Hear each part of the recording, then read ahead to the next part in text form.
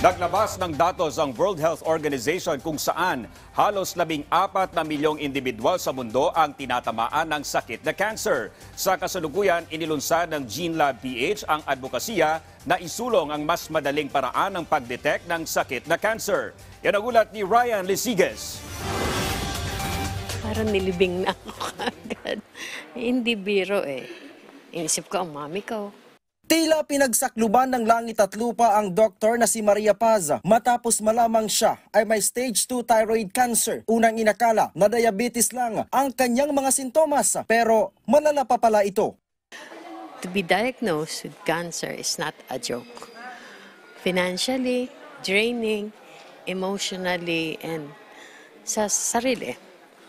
And I also thought of my family.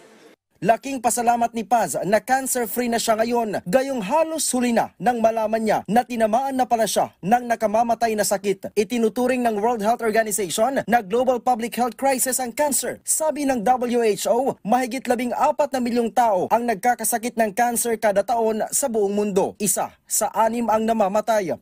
Sa Pilipinas, pataas na rin ang kaso ng cancer na pangunahing dahilan ng pagkamatay ng isang tao. Katunayan sa Metro Manila, 2 sa kada 3 individual ang namamatay kada taon ng dahil sa cancer.